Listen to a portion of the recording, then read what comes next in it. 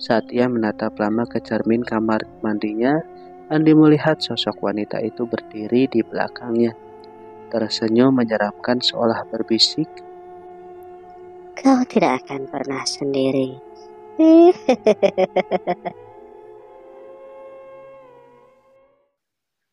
Assalamualaikum warahmatullahi wabarakatuh. Kembali lagi di channel Hadi Cibeet. Di video kali ini saya akan menceritakan sebuah kisah yang berjudul Malam Terakhir di Rumah Sakit 2. Cerita ini tentang seorang perawat yang akan pindah tugas ke rumah sakit lain, tapi di malam terakhir itu dia malah diganggu banyak sosok-sosok. Agar kalian tidak penasaran, yuk langsung aja kita mulai ceritanya.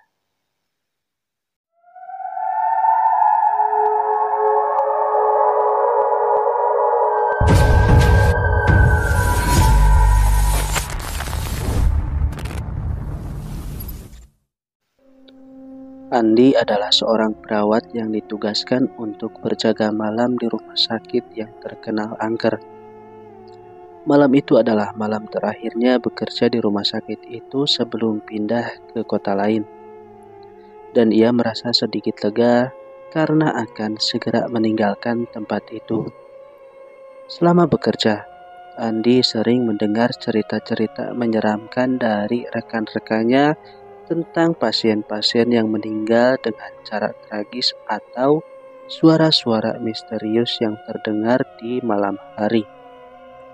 Namun, ia selalu menganggapnya hanya sebagai cerita kosong untuk menakut-nakuti. Namun malam itu, suasana terasa berbeda.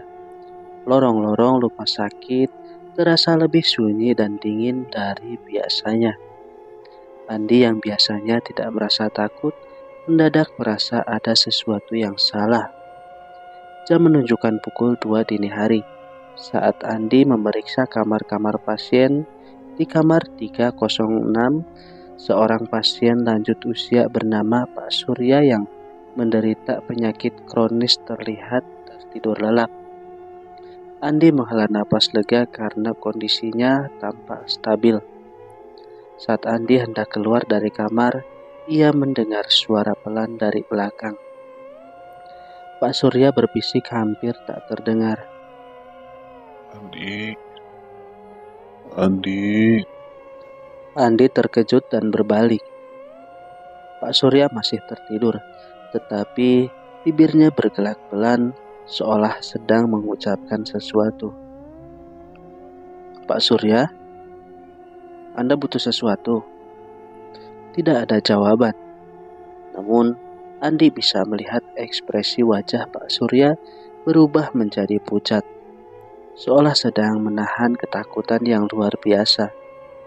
Tiba-tiba, cahaya di kamar itu berkedip-kedip dan udara menjadi semakin dingin.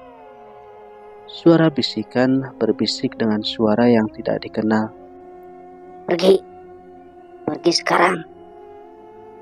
Andi merasa merinding.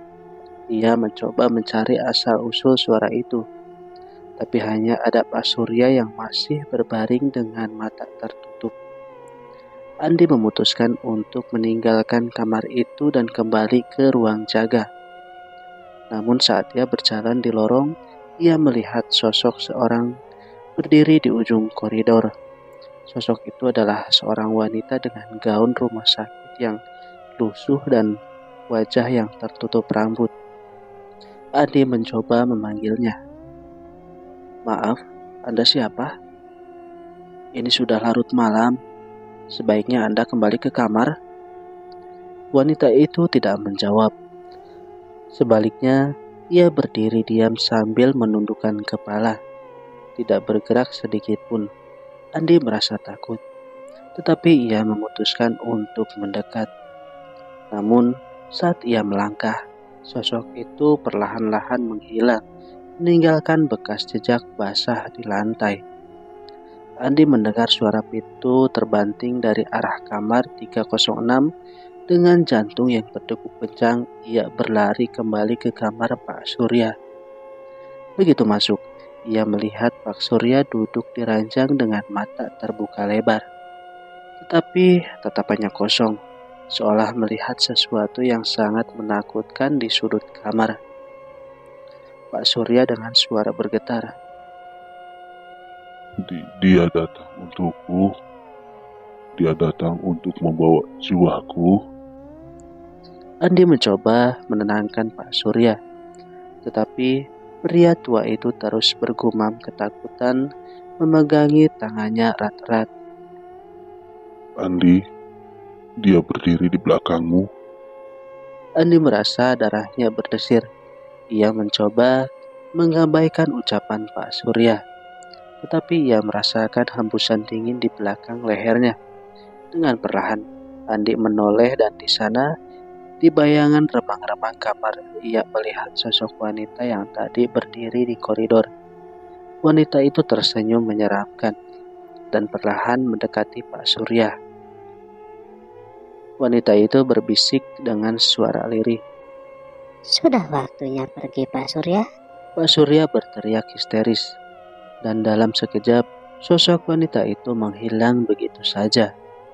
Andi berusaha menenangkan Pak Surya, tetapi detak jantung Pak Surya semakin melemah hingga akhirnya berhenti. Dengan napas berat Andi menyadari bahwa Pak Surya telah tiada.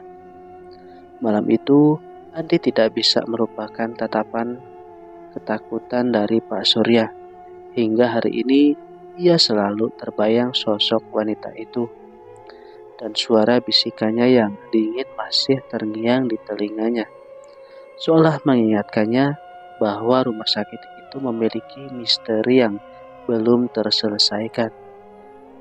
Keesokan harinya, Andi melaporkan kejadian itu kepada kepala perawat, namun mereka hanya menganggapnya sebagai halusinasi akibat kelelahan bekerja. Andi mencoba melupakan malam itu dan fokus mempersiapkan kepindahannya ke rumah sakit baru. Namun setelah beberapa hari berlalu, Andi mulai mengalami kejadian aneh. Setiap malam, ia mendengar suara langkah kaki di luar kamarnya, dan kadang-kadang terdengar bisikan pelan memanggil namanya, mirip seperti suara Pak Surya saat malam itu. Rasa takut mulai menghantuinya. Ia mencoba tidak memedulikan suara-suara itu dan menganggapnya sebagai stres akibat peristiwa di rumah sakit lama. Satu malam, ketika Andi hampir tertidur, ia mendengar suara pintu kamarnya terbuka perlahan. Andi terbangun dan melihat sosok bayangan berdiri di ujung kamarnya. Sosok itu tampak menyerupai wanita bergaun rumah sakit yang pernah dilihatnya di lorong rumah sakit, dengan wajah yang samar dan rambut terurai menutupi wajahnya. Wanita itu berbisik, Aku datang untukmu, Andi. Andi merasa tubuhnya kaku, tidak bisa bergerak atau berteriak. Wanita itu perlahan mendekat, semakin jelas dan menyeramkan. Saat sosok itu berdiri di samping tempat tidurnya, Andi bisa merasakan dinginnya napas yang menusuk tulang. Andi berusaha berbicara dengan suara bergetar. Apa? Apa yang kau inginkan? Wanita itu hanya menatapnya dengan tatapan hampa sebelum berbisik pelan. Bukan hanya Pak Surya yang menginginkan, tapi semua yang pernah melihatku. Dengan suara bisikan itu, wanita itu perlahan memudar, meninggalkan Andi yang terguncang. Malam itu, Andi tidak bisa tidur sama sekali. Dan sejak saat itu, ia tahu bahwa kemanapun ia pergi, sosok wanita itu akan selalu membayangi, menunggunya seperti bayangan yang tak akan pernah pergi. Setelah kejadian malam itu, Andi mulai hidup dalam ketakutan. Meskipun ia sudah pindah dan bekerja di rumah sakit baru, bayangan wanita itu terus menghantui pikirannya. Setiap malam, Andi merasa seolah-olah dia sedang diawasi. Ia mencoba bercerita pada beberapa teman, namun mereka hanya menganggapnya terlalu lelah dan stres. Suatu malam, Andi menerima telepon dari rekan kerja lamanya di rumah sakit sebelumnya. Temannya terdengar gugup dan menceritakan bahwa beberapa perawat lain juga mengalami kejadian aneh di rumah sakit lama, terutama di kamar 306, kamar di mana Pak Surya meninggal. Beberapa dari mereka melihat sosok wanita bergaun rumah sakit yang sama seperti yang Andi lihat. Dia muncul di kamar itu, Andi, seolah menunggu seseorang, ucap rekan Andi. Dengan ketakutan yang memuncak, Andi mulai mencari tahu lebih dalam tentang wanita misterius itu.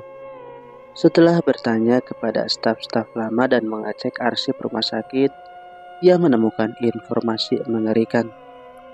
Ternyata bertahun-tahun yang lalu, seorang pasien wanita yang mengalami gangguan jiwa melarikan diri dari kamarnya dan ditemukan tewas di depan cermin besar di kamar 306. Ia dikenal sering berkata bahwa dirinya tidak sendirian di dalam cermin. Banyak yang percaya bahwa arwahnya masih terjebak di sana dan terus mencari teman untuk menemani dirinya.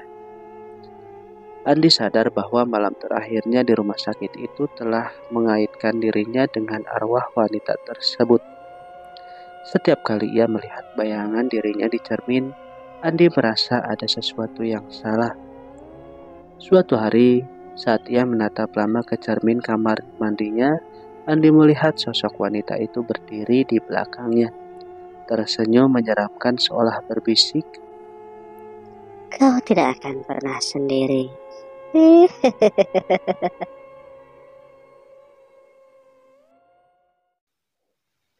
Gimana teman-teman untuk cerita kali ini? Semoga bisa menghibur kalian semua. Saya Hadi pamit undur diri. Mohon maaf bila ada salah-salah kata. Assalamualaikum warahmatullahi wabarakatuh.